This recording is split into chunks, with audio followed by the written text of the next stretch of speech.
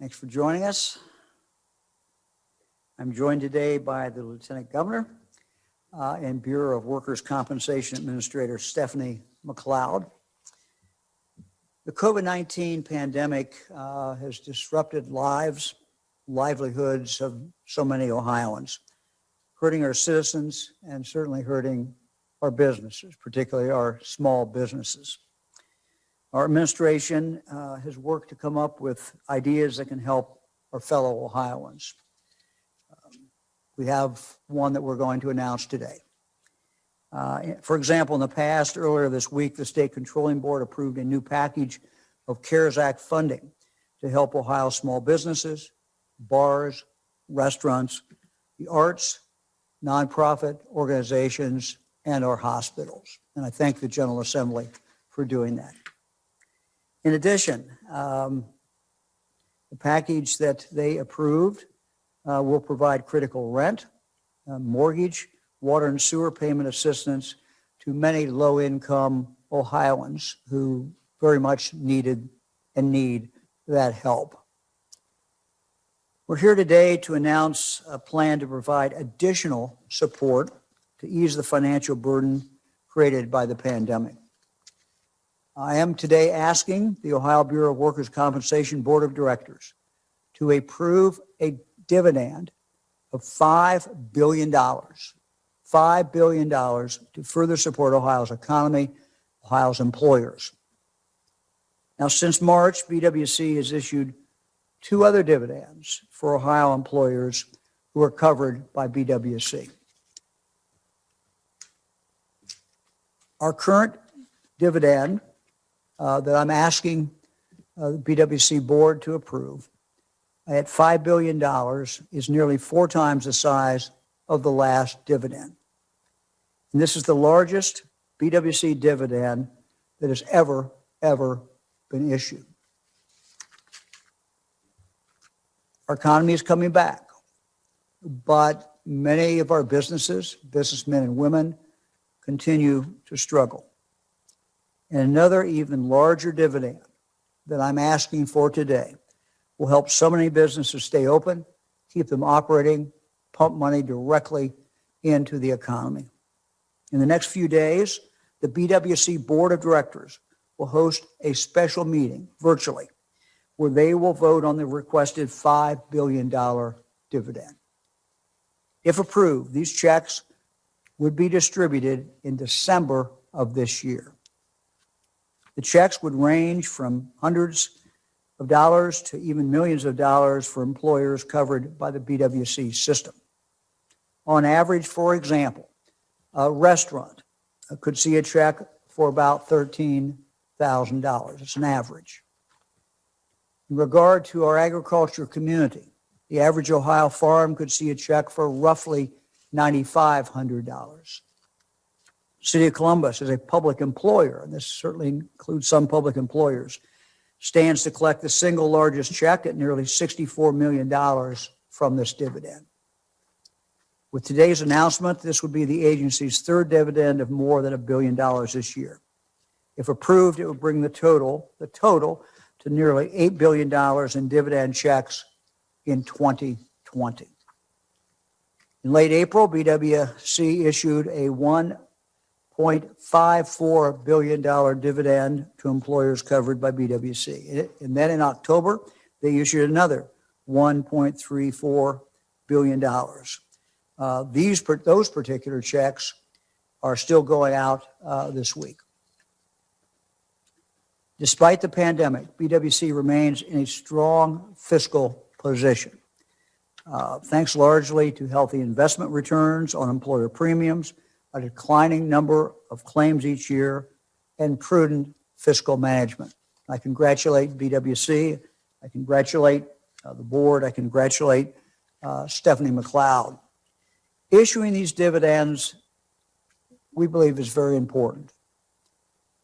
We've been told by many that these dividend dollars the ones we've issued in the past, have been lifelines. Bottom line, this is about keeping our businesses open. This is about keeping people employed in Ohio.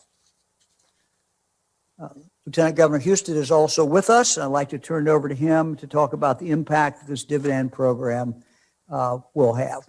Jon? Thanks, Governor. Thanks for your advocacy of this, and I want to thank Administrator McLeod and her team on managing the fund in a way that this day is possible.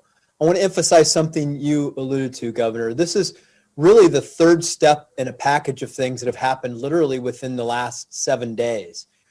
Checks started landing in the mail for $1.5 billion worth of dividend refunds last week for the BWC. Small business grants with the CARES Act dollars, $10,000 they're eligible for, which we're going to soon be allowed to. They're soon going to be applying for.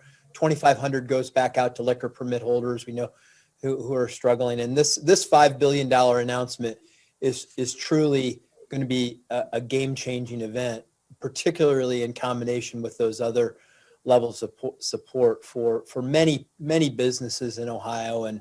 And this is going to be, for some of them, the difference between staying open and closing, but even more cases whether somebody gets laid off or gets to keep their job. We know that the virus has created a lot of concern from a health point of view. We also know it has economic impact to businesses and in people's real lives. And what you're seeing here that we've been announcing over the last 3 weeks is just a recognition of that, and to let the people of the state and the businesses and the people who are out there trying to keep their job and work and support their families that we're trying to find every idea and every resource we can to help make that happen. This is, we just don't want those businesses and we don't want those jobs to also be a casualty of COVID. And this is going to make a difference for people. I want to add that this isn't deficit spending. This is money that businesses paid in and the BWC managed well, and it's a dividend that they've earned, and it's being returned to them at really a crucial time of need. We know that federal PPP dollars ran out. We know that there's no stimulus available right now. There may be one in the future. We know that the cases are going up, and this is a way to really inject a lifeline to people during a difficult time.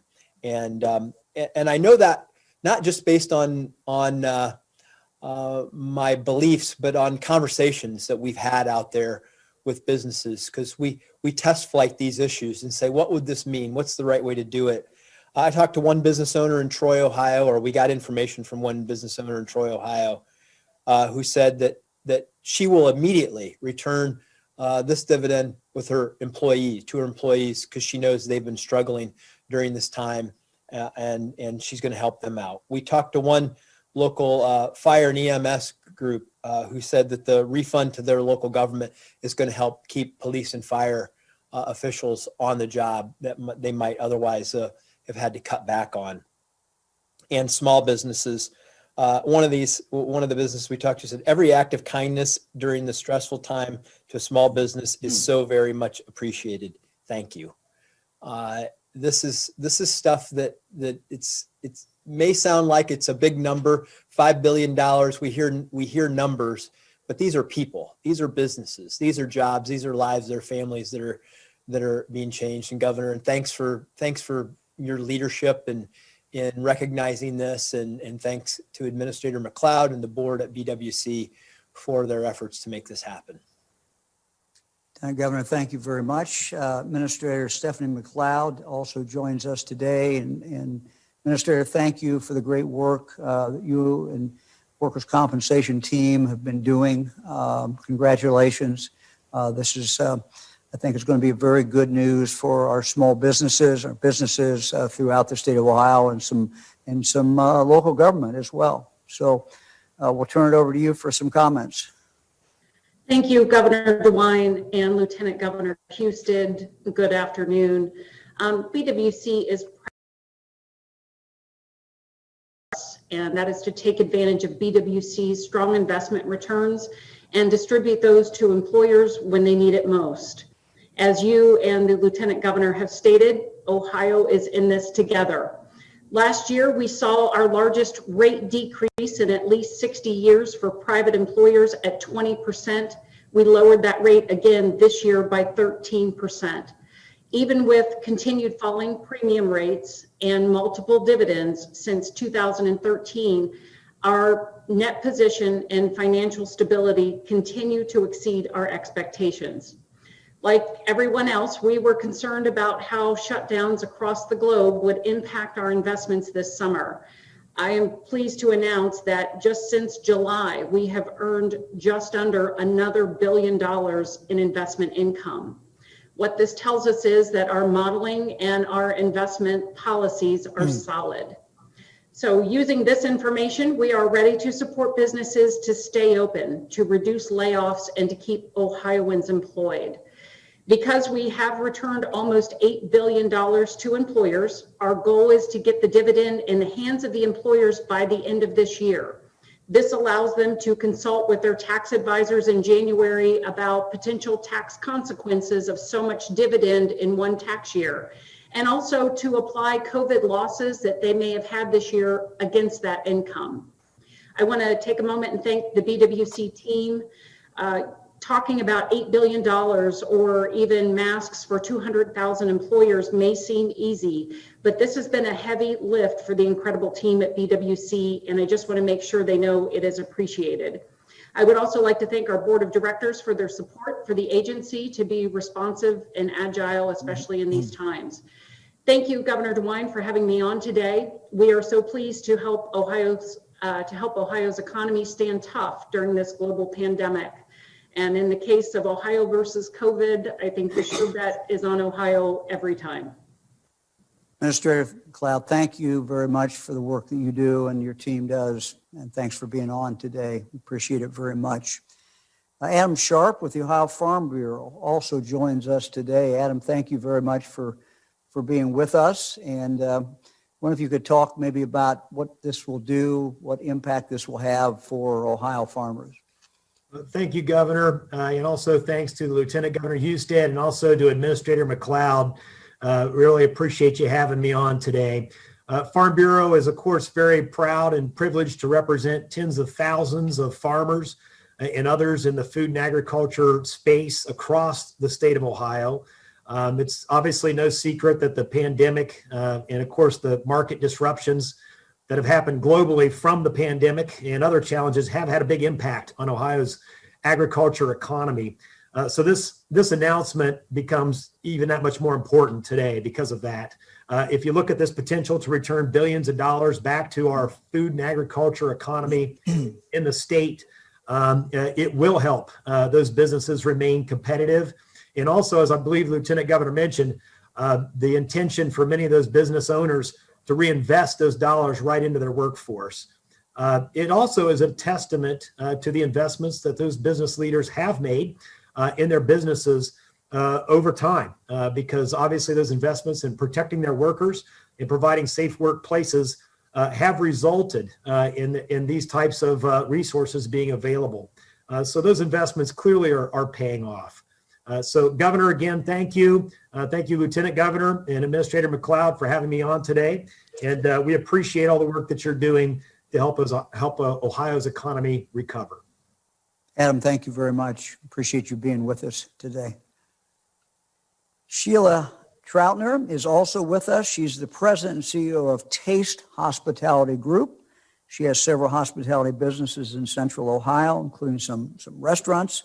We appreciate you being with us very, very much. And I wonder if you might kind of comment as a business owner what impact this may have on some other businesses and on your business. Absolutely. Thank you, Governor, for the opportunity to speak today on behalf of the restaurant and food service industry. Also, thank you to Lieutenant Governor and Administrator McLeod. As a small business owner, I operate 3 restaurants and 2 event facilities in Central Ohio, and I'm also the chair at the Ohio Restaurant Association at the board of directors. And given the challenges of operating a hospitality business in 2020, I can certainly tell you Ohio's restaurant and food service community greatly appreciates these BWC dividend payments. I will say from my experience, the first two dividend payments were very helpful for my business, and the one announced today is a very pleasant surprise. We thank you all for this announcement and appreciate that you're pushing the envelope in an effort to help Ohio businesses offset the cost of operating under the conditions we are facing this year.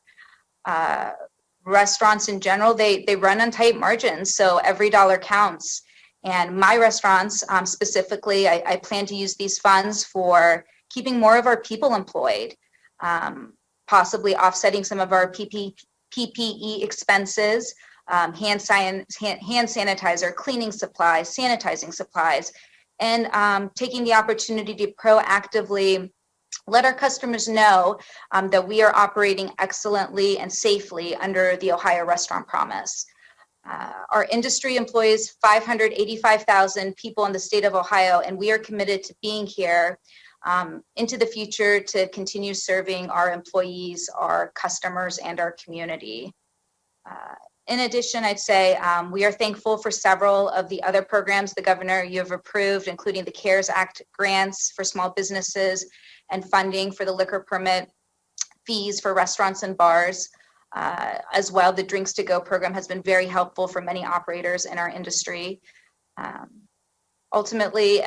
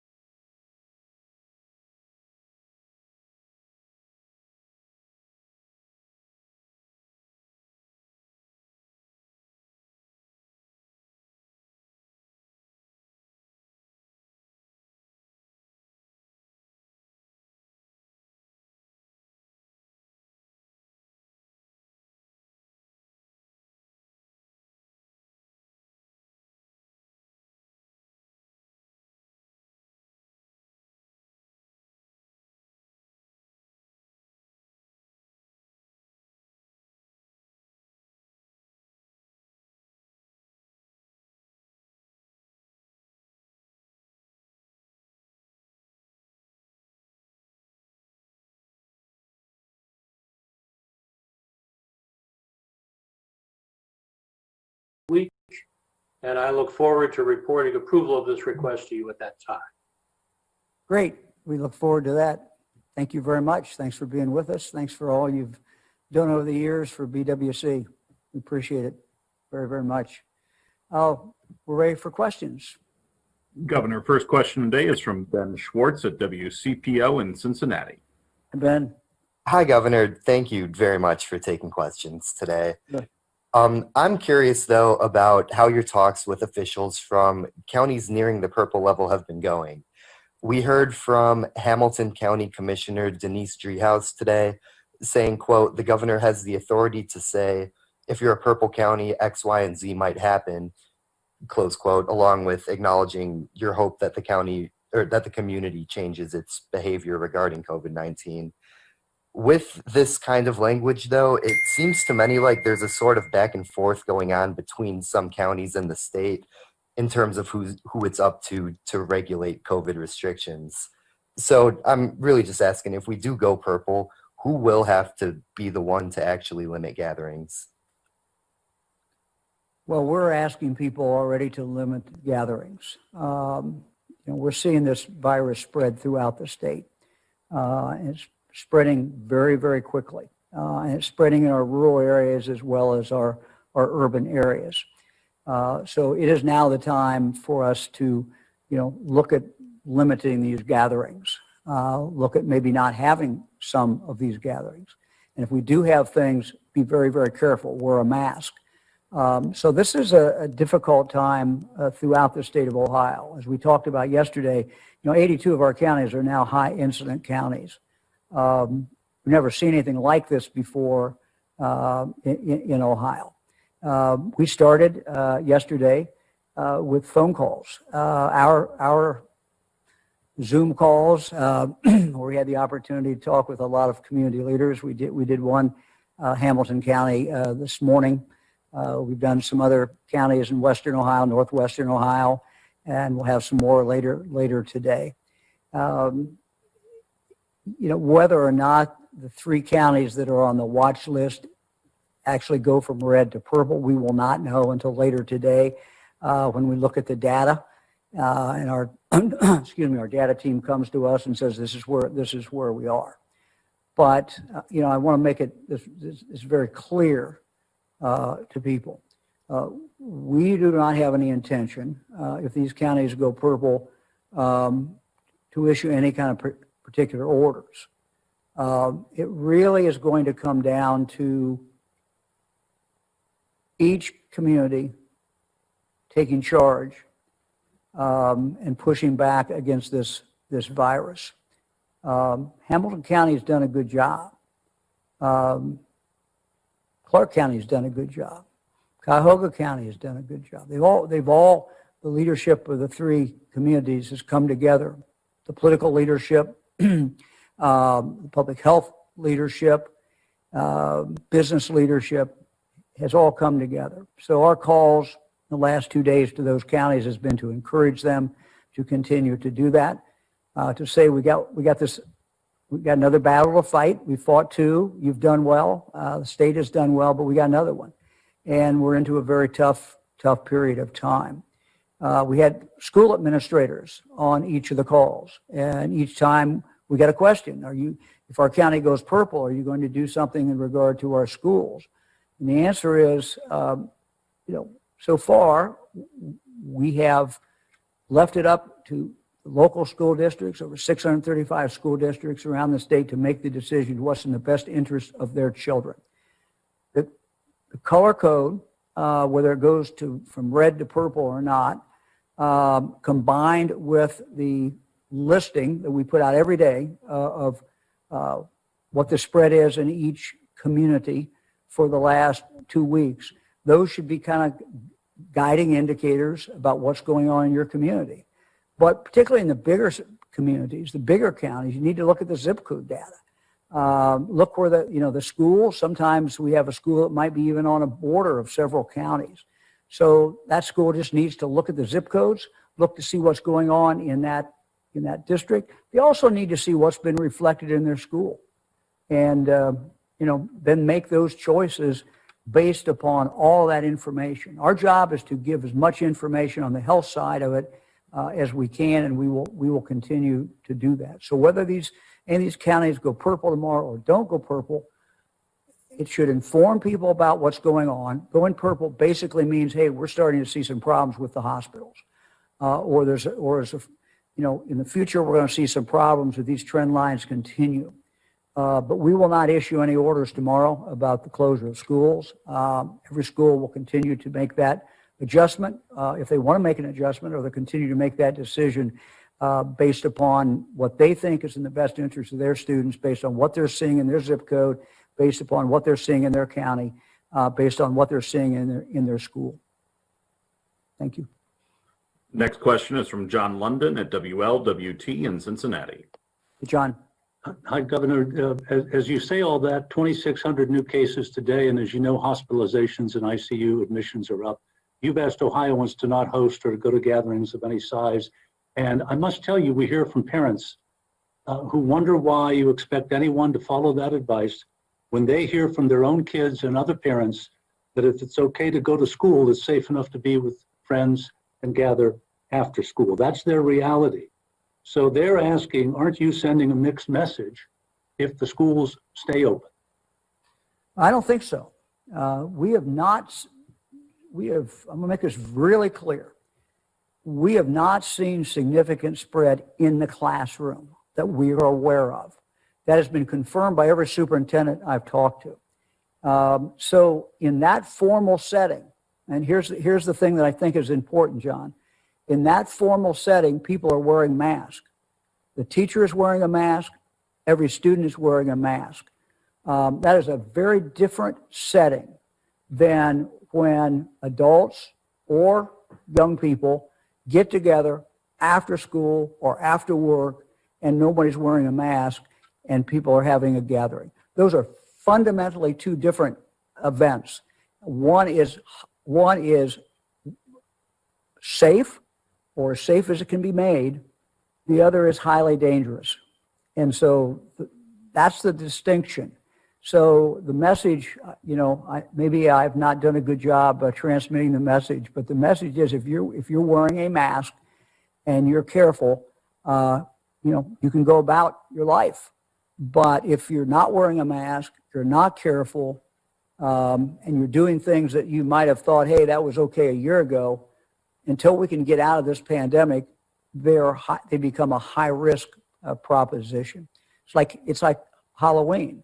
Halloween parties just don't make any sense now. Could you do trick or treat and figure out a way that you could do it as carefully as possible? Yeah, we're not telling people don't do trick or treating, but you gotta be careful. You don't want to be in a situation where your child walks right up to the door.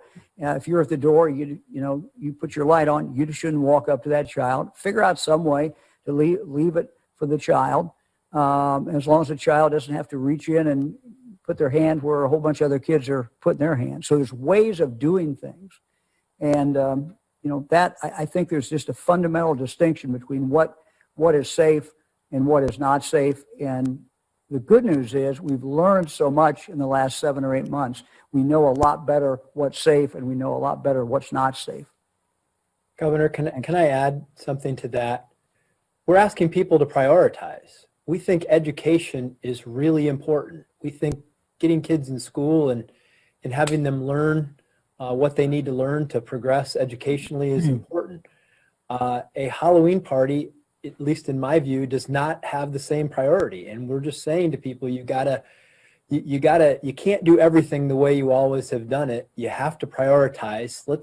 We want to keep businesses open. We want to keep schools open, but that's going to require us in our personal lives to sacrifice a little bit to avoid creating spread, particularly if we're going places and not wearing masks and doing social distancing, which is required and is happening in schools and businesses.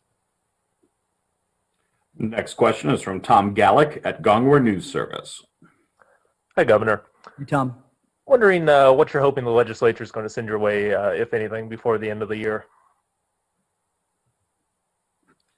A police reform bill that I think has bipartisan support. That's been worked on by a broad cross-section of people. Something that I talk about virtually every week. Another thing is violent offenders who are using a gun. I didn't do it this week. I didn't go through the list. But every week we're seeing tragedies. Every week we're seeing children killed. Violent repeat offenders who have no right to have a gun. When they are found with a gun, we should lock them up. And they should be locked up for a long time. So those would be just two things right off the top of my head that certainly would be priority. We're going to have to continue, to see what Congress does as we look at, maybe additional CARES Act dollars.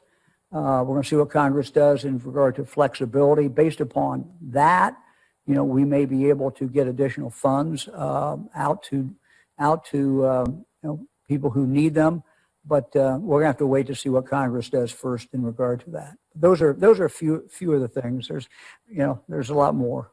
John, Governor, if I could throw in another priority is House Bill 13. It's legislation to help us fund broadband expansion.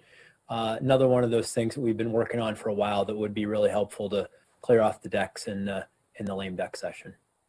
And look, we still believe, not changed my position, House Bill 6 needs to be repealed. Next question is from Helen Maynard at WEWS in Cleveland. Good afternoon, Governor. Thanks for Afternoon. taking questions today. So you did mention earlier that you've been talking to leaders in the different counties. You've made some calls already. Have you spoken to Cuyahoga County? And what guidance did you give them? Because there seem to be a lot of questions in our county. And did Cuyahoga County provide you with some feedback? And if so, what was that? Sure. First of all, Cuyahoga County has done a good job. People of Cuyahoga County have mask compliance very good. We had a very good call yesterday with some of the leaders of Cuyahoga County. One of the things that they were concerned about, frankly, as we discussed it, was that we were seeing out, we are seeing people going to events, and that's not unique to Cuyahoga County. We're seeing it in other counties too. That people, when they're in school, it's safe. People at workplace, it's safe. But we kind of, all of us let our guard down when we go out and we're with friends or we're with family, and it's natural to let your guard down. And so the message from them was, we gotta step up in regard to that. We also discussed yesterday the whole issue about purple. If Cuyahoga County would go purple, and what we just talked about a moment ago with Ben and with Jon, that goes for Cuyahoga County as well. We're not going to, if Cuyahoga County goes purple, I don't know if they will tomorrow, we're not going to issue additional orders. It just is one more piece of information. And again, the going up to purple is a signal that potentially we have a hospital problem. We were on a call today, for example, in Mercer County, Northwest Ohio, and got some, alarming information in regard to, people going to hospitals. And hospitals starting to fill up. So we got to watch those things, and my job is to report that to the people, of each community. So when we come back tomorrow and we'll see what counties, if any of these 3 counties go purple, that's just another indicator to the county of exactly what's going on in the county. Next So we had a question. good call. Next question is from Andrew Welsh-Huggins at the Associated Press. Governor, Andrew? I had an election-related question to do with security. What role at this point do you envision the Ohio National Guard playing on election day, election night, or in the days afterward, should there be any unrest that accompanies either voting, ongoing ballot tabulation, or the results themselves? Basically, what plans are there at this point for calling up the Guard, for the possibility of mass protests or any other kind of possible disturbance? Thanks. Well, the Guard will play the role that the Guard should play and does play, and that is as backup. Now, if you recall, when we had demonstrations a few months ago, that's what role the Guard played. And every city that asked me to deploy the Guard, we did that. They were deployed basically as backup support. The first line needs to be the local police, whatever jurisdiction that we are in. You didn't ask this, but I'll add the Highway Patrol is also there. Again, we do not have a state police in this state. We have local police. And so we are there to back them up. So the Highway Patrol would be there to back them up. National Guard would be there to back them up. So that would be the proper role. That's what role they will play. I will not hesitate if a mayor requests that help. If we get a call from a sheriff, whoever we get the call from, we'll have that discussion, and then we can certainly deploy the National Guard. Look, we hope that that's not necessary. We hope we don't have these problems, but that's the answer. Next question is from Andy Chow at Ohio Public Radio and Television. Andy? Hi, Governor. Back to just talking about businesses in Ohio, I'm wondering what kind of information are you and the administration gathering from restaurants and other businesses as they continue to operate under these restrictions? What kind of information are you gathering so you can make decisions on if restrictions need to be tightened or if restrictions could maybe be lifted? Well, we have conversations with the Restaurant Association, for example, and different to people who run restaurants. I know people who have a bar, a friend of mine, and so he and I talk as well. So, I think we're getting, input, certainly. And I know John, you may want to say something. You have a conversation, I think, most regularly once a week with the Ohio Restaurant Association. So we're certainly getting input. John, you want to add anything to that? Yeah, look, we know that the restaurants and bars are struggling. That's why we put forth the packages that we have over the last week. We know that as the COVID cases rise, that people get a little nervous about going out, and that puts a lot of pressure on them. You're seeing, based on the information that I get back, and I do a weekly call with the Ohio Restaurant Association, that you have restaurants that are still 40, 50% of where they were. You have some that are 75, 80% of where they were. And then if you have some that are just specializing in carry out or delivery, some of them are doing better than they've ever been before. It just depends on where they're situated on what the impact of the virus is. And look, if you're a restaurant that's near a convention center and you depended on convention traffic, obviously you're getting hurt more than in a restaurant who would be maybe in more of a residential neighborhood. And so it's hit and miss with who's impacted and where they're impacted. We get the local health data from the local health departments. They do their best to contact trace to know if there are ever any issues in restaurants or bars. 90% of the time, they're doing it right. There's no doubt. There's some cases where they have not, and we're enforcing that. There are consequences for people that don't do it right.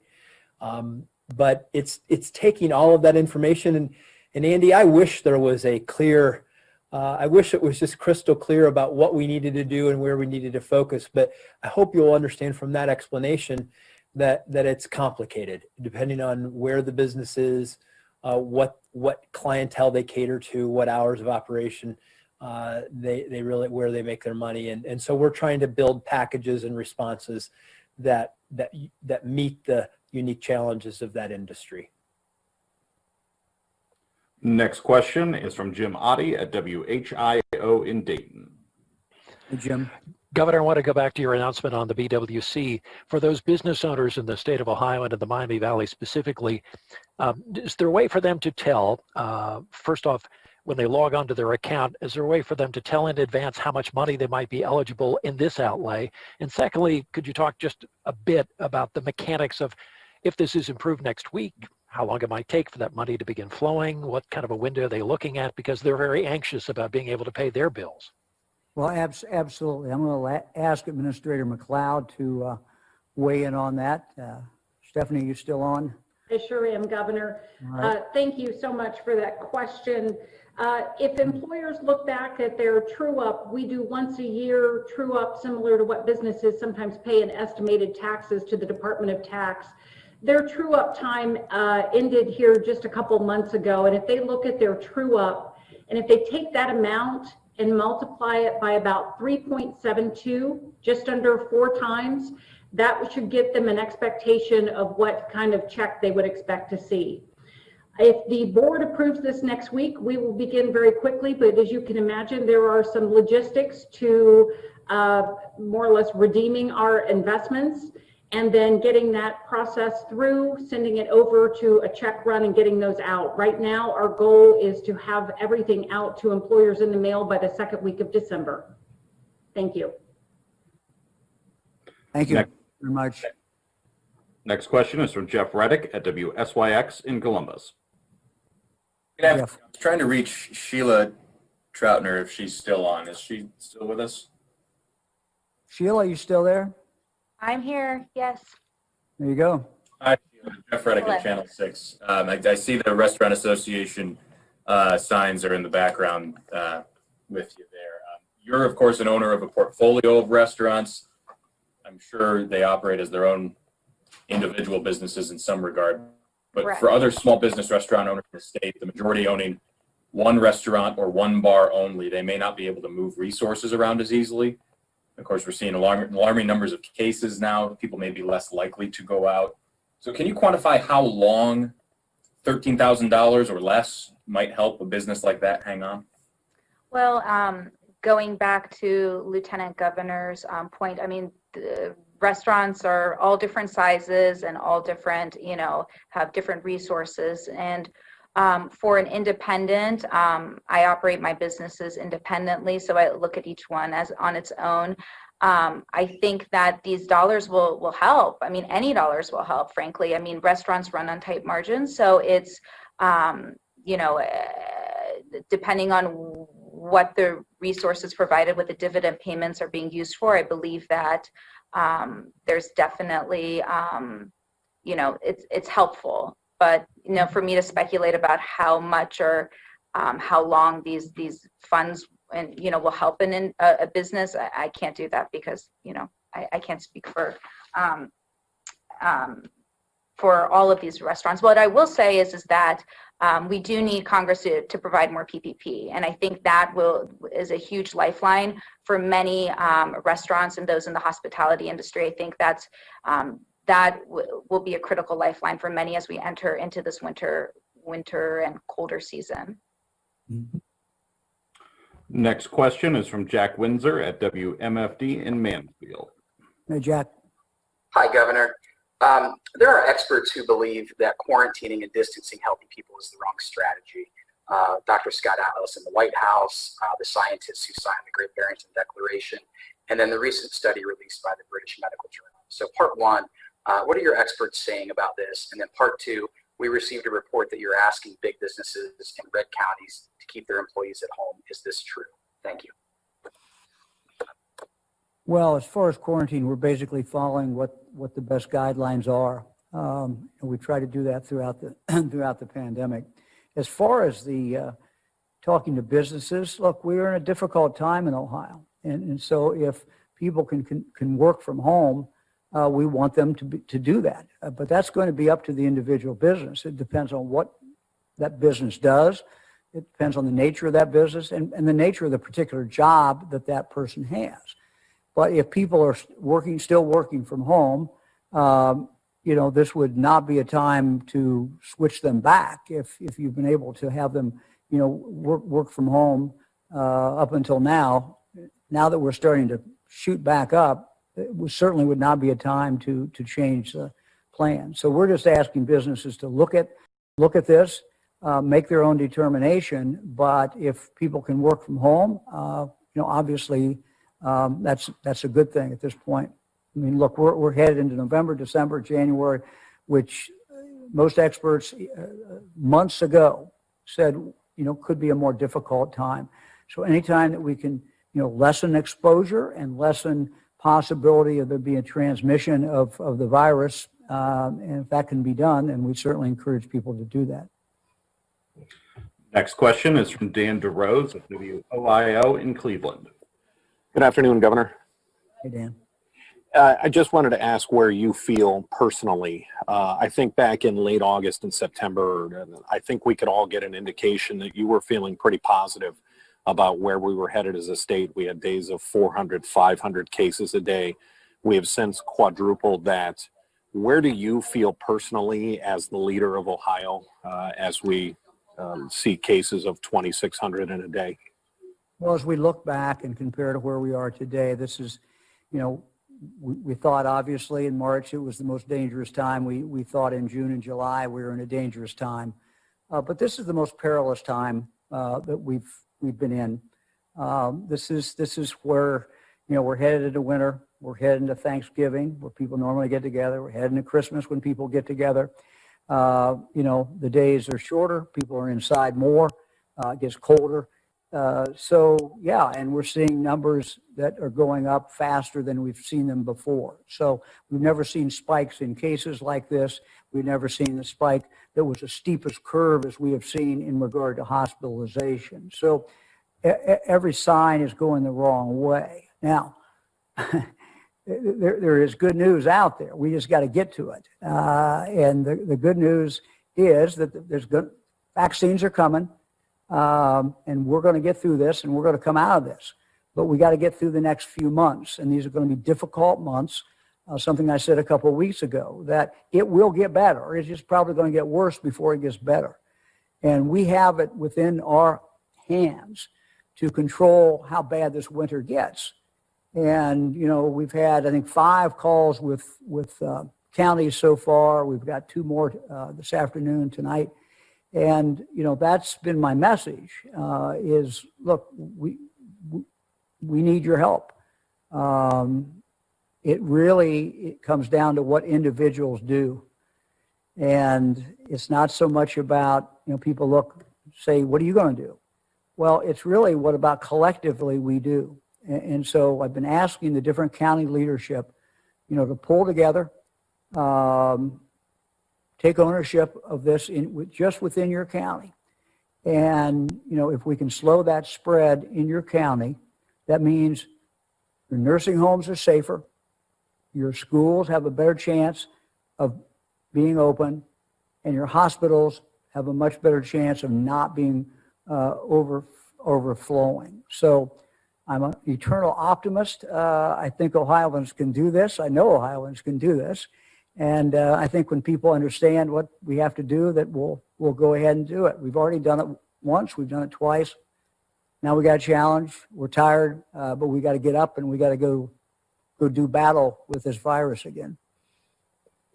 Next question is from Alex Ebert at Bloomberg.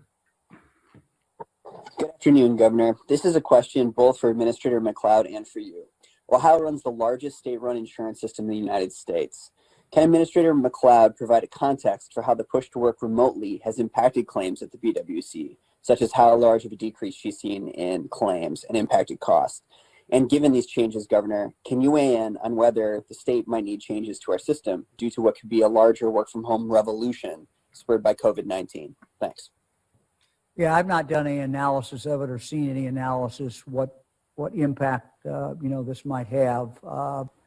Administrator McLeod, you want to weigh in? Thank you, Governor. Thank you for that question. Obviously, during times where businesses were in a restricted operating format, we saw a decrease in claims. Those have steadily increased coming back as we see the economy come back. At this point, we're still below where we were last year, but we are steadily increasing. Surprisingly and pleasantly, we do also continue to get a number of new policy requests. I love the optimism of Ohioans that they will make lemonade out of lemons, and we've seen a large increase, not a large increase, but a steady flow of new employer policies, people who are venturing out on their own and trying to start their own businesses. So right now, I think the short answer is, in conclusion, that we're a little bit down from last year, but we continue to return from where we've been and where we expected to be. Thank you. Next question is from Jim Province at the Toledo Blade. This question is also for Director McLeod. When last month's dividend was announced, you said then that this was going to be the last for this year and that there would be no dividend next year as a result. Now we're just a month later and we're quadrupling the size of a dividend. What has changed? Thank you for that question. Yes, in fact, that was the conversation we had. There was a fair amount of concern because in previous dividends, we distributed up to the amount of the premium that an employer may have paid. This amount goes above and beyond those amounts that employers have paid. That creates some potential tax consequences. So that was one factor. The other was looking at it more deeply. We've spent the last year, as you might imagine, looking at our net position, reducing it responsibly, and we continued to roll out these dividends to this year, and yet our net position pleasantly remains stronger than we expected. We took this opportunity after presenting our updated forecasting economic models to the board last week. We discussed with the governor the opportunity to give back a largest dividend that we've ever done in an effort to help employers, but also getting it out at this time, which was something we were struggling with, again, with the potential tax consequences. We thought about the losses that a lot of businesses have incurred this year. It's really a a timing issue and a timing opportunity for them to be able to offset whatever taxes they may incur as a result of this dividend against whatever losses they may have incurred as a result of COVID. Let me just add to that. They assured me, Administrator, assured me that this, can be done. It was fiscally prudent, conservative approach. And frankly, we are looking for any opportunity we can to help businesses in the state of Ohio to keep going and to keep people employed. So if ever there was a time, this is a 100-year pandemic, if ever there was a time to do this and get that money literally into the hands of businesses throughout the state of Ohio, as well as in some local governments, we felt it was the right thing to do. So we're going to continue, we're looking for ways to help business, keep people employed. Governor, I also want to add to that, just again on timing, for a lot of and this is something that Sheila Troutner pointed out, the PPP money is gone. There is this period right now where there's a lot of uncertainty about whether there will be another round and what the federal government will do. And in that interim, this is from a timing point of view, from a cash flow point of view, from a need point of view, this is the exact right time to get that money back out to those businesses who are struggling. Next question is from Shane Stegmiller at Hannah News Service. Thanks for taking my question. To kind of piggyback off of Jim's question, can you talk about how you came up with the $5 billion number and what went into settling on that? Sure, they assured me that they could do that. It was fiscally prudent. It was the conservative, we always want to take a conservative approach. You always want to take a cautious approach to something like this. But, this is an opportunity to put money directly back into the hands of business so they can continue to employ people, they continue to move forward. And as the Lieutenant Governor said, there's been a kind of a gap in here. And if we can at least partially fill that gap now, it's the right thing to do. It's the right thing to do for the future of the state of Ohio. Next question is from Josh Rotenberg at Spectrum News. Hi, Governor. How are you? Hey, Josh. Have you had any pressure from the Trump administration or any state political officials to not issue any more shutdowns? And since you want to leave it to any further directives to local governments, what are you advising high-incidence counties to do as far as further restrictions? No, I've received no pressure from anyone no pressure from Republican Party, no pressure from the Trump administration as far as any shutdowns. We're going to do what we think is right. And look, we're not ruling out doing something in the future. I want to again state that. But at this point, when we analyze why we're seeing the spread, what we come down to is it's not so much in business, it's not so much in schools. Where we're seeing it is in people in their private lives. And our emphasis has been on focusing on that because that is where we're seeing the most spread. I talk to health directors every single day. The last day I've talked to 10. And each one is telling us the same thing. Small county, big county. Where are you seeing the spread? We're seeing the spread from people who are getting together. We're seeing it at birthday parties. We're seeing it at retirement parties. We're seeing it this, we're seeing it that. That's where our focus is. The other thing, we're going to, I hope, talk a little bit more about this tomorrow on our regular press conference. But we got to start looking at things from a bubble point of view. Everybody's got a natural bubble and who you come in contact with. When you go outside that bubble, and particularly if you're not wearing a mask, there's a huge, huge risk. And so that's where we're seeing the spread. And so we will take whatever action we need to take, but when you're in the future, but when you're talking about seeing spread come out of these very personal interactions, it is not something that lends itself and should not lend itself to an additional order from the governor. but it's something that the individuals in this state can take control over. And that's been our message county by county as we've been talking to different counties. Governor, next question is the last question for today, and it belongs to Laura Bischoff of the Dayton Daily News. Laura? Hey, Governor.